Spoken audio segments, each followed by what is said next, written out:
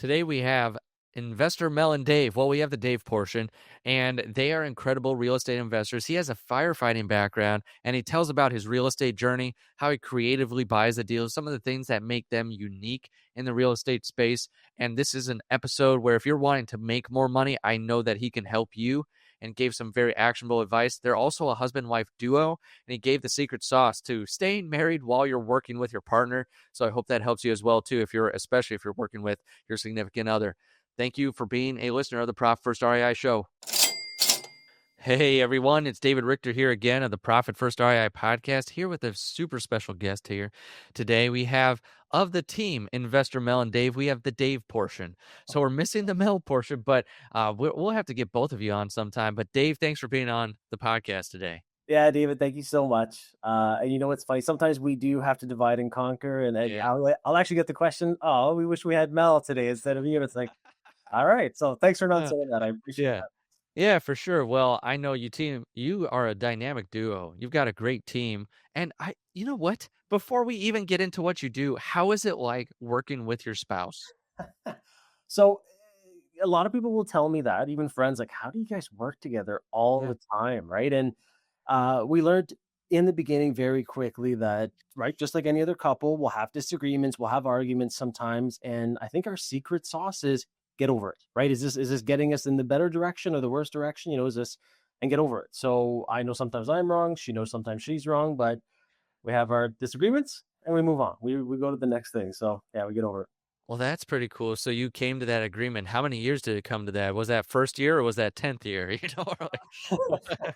know what? I don't even remember. I don't even know if we had the conversation. I think we Yeah. just sort of it happened and it worked and we both kind of know it Yeah. works. So I know when I'm wrong, I kind of just, eat it and keep going on. But like any other married guy, but yeah. So that Okay. Well, works for that's us. very interesting. I like that a lot. So how long have you guys been working together, I should say, and like have this business where you're helping a ton of people? Probably, well, Mel quit her job in 2018, and I was shortly after, right? I used to Yeah. be a firefighter, and she worked at our local college here. So, yeah, probably 2018, right before COVID, is when we kind of full time, nonstop, all day, every day together. Yeah. Okay. So it's been several years. Where are we now? 2024. So like 6 or 7 years into it that you guys are. Can you believe it? That's already 2024. It's yeah. Seems like just yesterday it was another year. But I like that secret sauce a lot, where you guys have come together with that. I think a lot of people would be scared of working with their spouse too, because let me ask this. Have you ever taken a personality test or whatever? Are you both the high A or like, the red or whatever it might be, disc high D, like how do you Yeah. guys fall on that? I don't know if you've ever taken one of those. Yeah, we have. So I think I was like 95 or 98% D, and then I think she was half and half DI. Okay. Um, from That's awesome. That's yeah, a very much you both seem like you might be drivers then. we're And she's a yeah. talker too. And Well, she's kind of the vice versa. glue, right? Where I'm like, hey, Okay.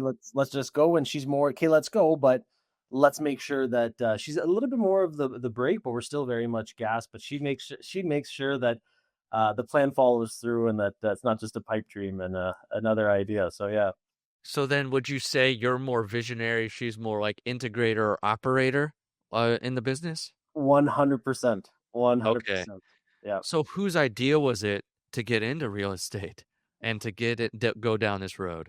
Well, okay, I love that. So this was something that was both of our passions, right? So Okay. I met Mel. She had a previous marriage, so we're a blended family now. We have three kids. So she has two from her previous and one together.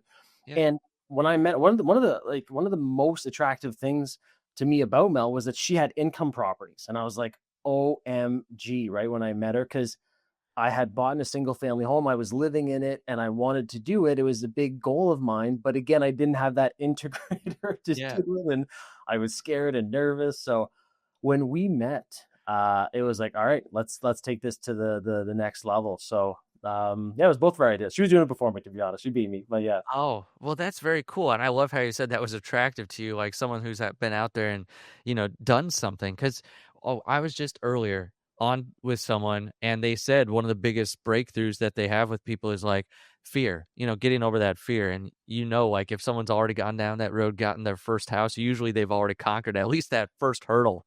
Uh, so it seems like that was very appealing to you. And you were a firefighter. Yeah. So you came from the fire. Well, that's awesome. So how did you hear about real estate, or was it through Mel, or was it like before that while you were a firefighter and you were reading? Like what gave you the bug while you were doing that other stuff?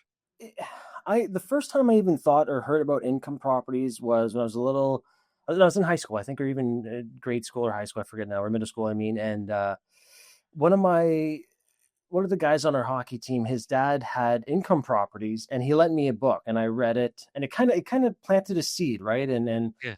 must have been what, 16 or 14, I guess doesn't matter, but it planted that seed. And as I was growing up and I kept hearing about it, I was like, ah. And then, I think I met Mel when I was 25, 26.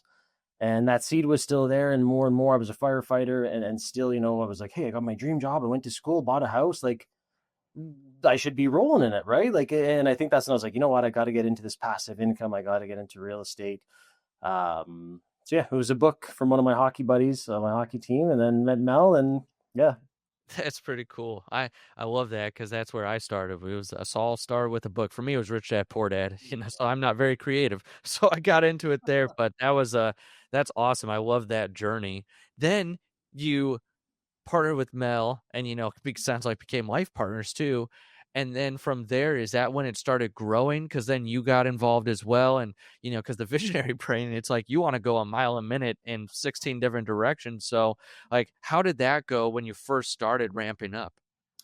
So just like everyone else, we bought the first one together, Yeah. using our own savings. Then we refied a year later at the bank, and then we bought another, like with just the typical, Okay. same story that everyone says. And then the financials, we were buying our own names back then. So the bank said, I think we had four or five, and they said, no, you're maxed out. Head office says, no, you're done.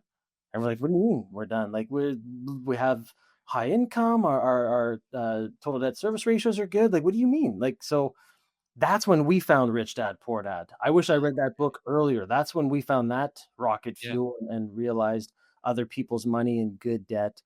Um, and then the second we found that, we literally bought 12 properties in 12 months. So it was that ingredient of stop, taking no from the bank as a end all be all, and other people's money, right? Done properly, obviously, but that was the rocket fuel, right?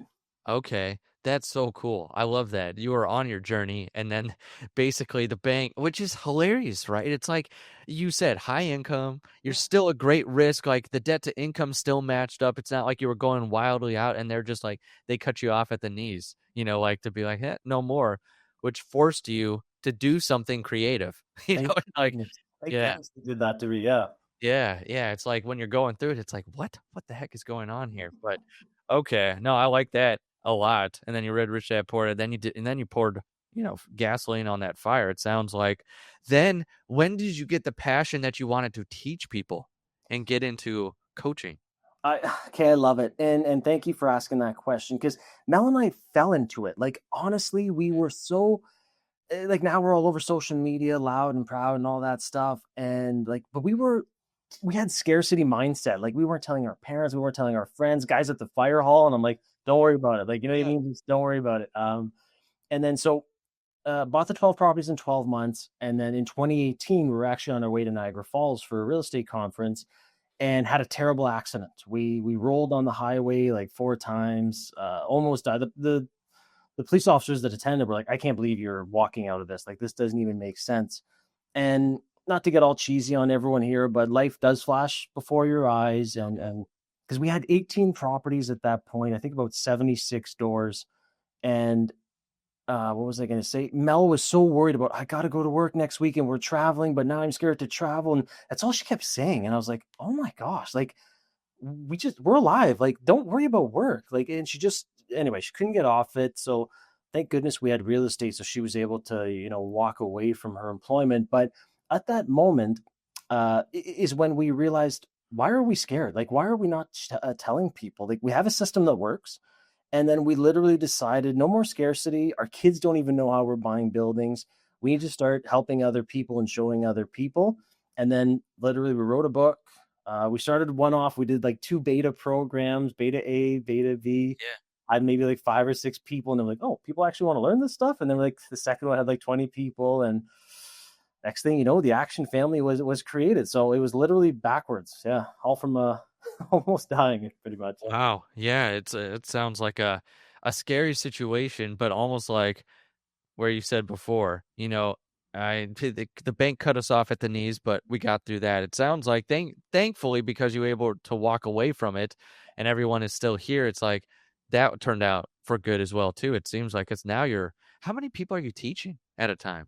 In the Action Family, at the time of this recording, I think we have 2,080 students. So over 2,000. I know. If you had told me that at the hospital that day when we got cleared, that you'd have 2,000 students, I would have said, "Yeah, yeah, good one." Like you're crazy, yeah. Oh man. So okay. Then what was that growth journey like? Because let's be honest, you go out to Facebook, Instagram. There's so many people that try to get into the coaching space, that try and get out there. A lot of them don't have 76 doors before they do it, or like have properties and like have a good system. What made yours different that so many people have been attracted to it? I, what we hear a lot is because we're pretty surface. Like Mel and I, it's what you see is what you get. I think the difference, a lot of people will tell us, "Hey, you guys just seem like trustable, down to earth people," and we stand behind what we teach, right? Because again, like if we're putting our face on something, like we have 3 kids, like I can't be out there lying and doing bad things. I'm a dad first, right? So like, so I agree with you. It's honestly what we teach is exactly what we do. Like we've now purchased over 250 units, right? And we're doing it in Yeah. 5 countries. And that's literally what we show people: how to buy properties, income producing properties using other people's money done properly, right? You got to pay them back first. You have to exit using no joint venture partners. That's our biggest thing. So just like you, right? The profit first. I want to keep all the profits. So I don't have partners. I don't joint JVs. I do borrow money and I pay them, right? Interest, Yeah. but no partners. We own everything. Oh man, there's so much to uncover and explore here. The first thing I want to do is the JV partner. When did you take that stance? Did you have a bad experience that said like no, or was this like this is the line in the sand? We don't ever want to do this.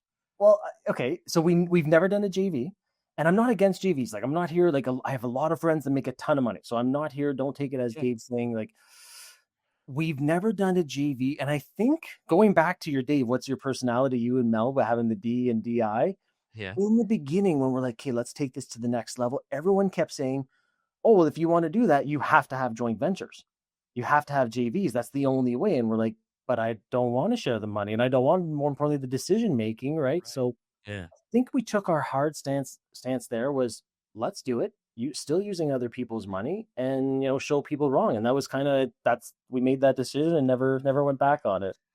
That was both your D's coming out of like, Yeah. they told me we have to do it this way. What's a different total way that we can do it? Like that's great. I love that. That's that entrepreneur spirit in you. And so you teach a lot of people how to buy the income producing properties. Now, are these a lot of single family, multifamily? Like what kind of properties are you teaching? We specialize multifamily. Like I love multi. However, we do have people that do single family homes. Like we Yeah. just bought a single family home in Ohio, a nice burr project. But yeah, our specialty, like our main, lane is the multifamily. Yeah. All right, I have to pause the episode real quick. If you're a real estate investor who's tired of wondering where your money is going or why you're closing deals but still feeling broke, you need to talk to Simple CFO. Simple CFO is Profit First certified and fully endorsed by Mike McAlowitz, the creator of Profit First himself. Our team specializes in helping real estate investors finally get control of their cash flow so you keep more money, you pay yourself consistently, and build a business that doesn't run on chaos. We'll help you implement the Profit First system the right way, set up the financial processes you've been missing, and give you a dedicated fractional CFO who actually understands investing and keeping track of your numbers on flips, wholesales, rentals, private lending, all of it. So if you want predictable profit instead of living deal to deal, head over to simplecfo.com and book your financial clarity call today. That's simplecfo.com. Stop living in confusion and start keeping the money you work so hard to earn. Now, back to the episode. Awesome. And when you say multifamily, is this a big unit? Is this small, like 5 plus units, or like just so because I say multifamily and some people might be thinking the smaller ones, or like is it's like a massive building and you got a bunch of apartments? And oh gosh, we have all of the above. So well, I shouldn't say that. Not hundreds. Like our biggest building at this point is 50 units. Okay, Okay. so someone might think that's small. Someone might think it's huge, but I'll still do a duplex and a triplex, David. Like for Okay. example, and we're doing a flip in Cape Coral, Florida, right? A single family home. We've got a triplex under contract in Akron, Ohio. We've got stuff in Texas and Canada. Like to me, the most important thing is I'm looking at my time versus effort and all that, and how much money I can make. And most importantly, because I'm using other people's money, paying them back with interest first, right? My exit is I can't stress enough is my most important. But yeah, honestly, if it makes money and it's a low hanging fruit and I can execute it, doesn't matter to me if it's a 10-plex or a 5-plex. Awesome. So it sounds like you're teaching investors wherever they are on their journey too, whether it's like they're just getting in and getting started and like they could buy a smaller building or, the 50 unit. Like if they're down the road, it's like, because you teach to buy these creatively, correct? Yeah, exactly. So like our go-tos are three are seller financing. So seller financing, owner financing, they have names everywhere, carrybacks, VTBs, whatever, basically all the same thing. Using retirement funds, and then also as mortgages, and then also promissory notes. So those are our three key go-tos that we've scaled our portfolio and that we're showing other people as well. So then you're showing people how to use, or how to structure the seller finance offers, or that's very interesting on the IRA one, or so like the retirement account one.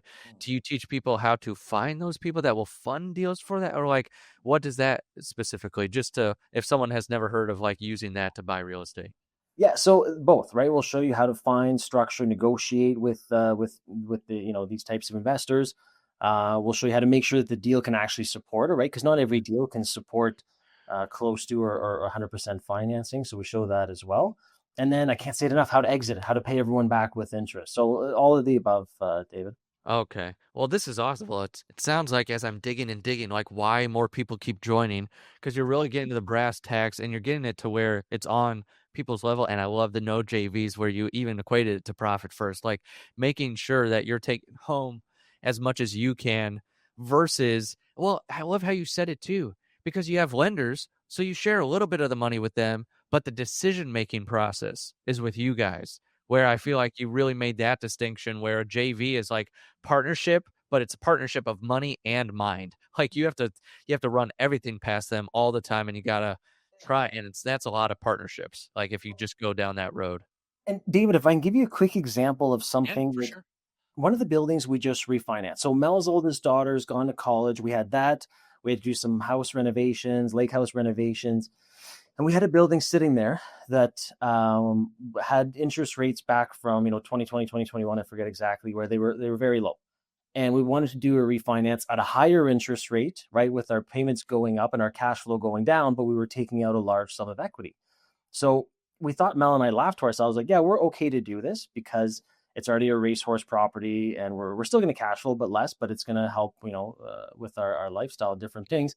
We said, imagine we had a joint venture partner and we went to them and said, hey, can we refinance this at a higher interest rate, making less cash flow? And I know might not be the best Yeah. business, but we knew that we could do so. Again, it wasn't our first deal, but the JV partner would have laughed us out of the room. Would have said, "Are you kidding me?" Yeah. Well, like so. Again, this is the benefit of having 100% decision making, where we were comfortable with it, right? We use you guys, Simple Yeah. CFO, obviously, and you guys helped us look at the numbers and make Yeah. sense.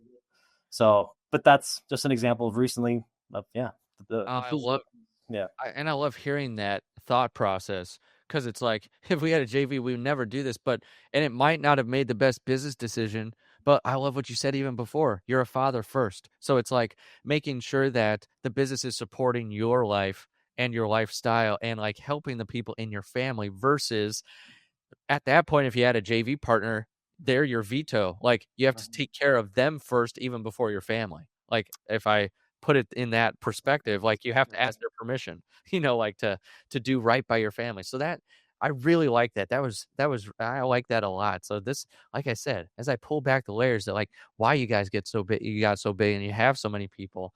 Um, following you because you are. You're a man of your word and woman. I can't leave Mel out of here just because she's not here because you both are a powerhouse team. You stand behind what you teach. I love that time versus effort, because we're investors, but like you said, we're family people. We're human beings, first. Like what monikers do we put on ourselves?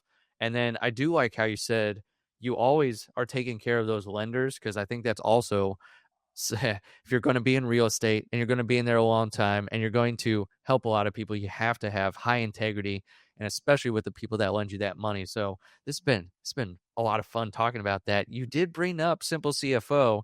I did wonder how, like how has that helped you make financial decisions during this time? It sounds like for that one it was working through the numbers, but just being able to have someone on your team to help you through financial decision making process, if you don't mind me asking. No, 100%. 100%, David. I can't say enough good things about you guys and your company and how you've helped us. I'm so glad we met. Just again, like I'm a real estate guy. Mel's a real estate, lady as well. And these forecasting and like all this stuff. Like I was a firefighter, right? I wasn't an analyst. I wasn't. Yeah. I like buying buildings, and I know how to, make money and pay people back. But all these projections and making sure that P&Ls and all this stuff. You guys have made it so much easier because of that. And which, okay, think about this: if I'm not being the visionary and the guy that wants to go buy deals, and Mel as well, if we're not bogged down with okay, now we got to be bookkeepers, now we got to be accountants, now we got to be, CFOs. It gives us more time back to pursue what we love doing and what we're good at, right? Just like Yeah. I don't want to become a lawyer or an attorney just so I can I pay them. That's why same thing with you guys. It's a service that helps so that I can do what I'm good at and I know what I'm not good at. So yeah, Dang, that 100%. core genius, because it sounds like your core genius is working with over 2,000 students there.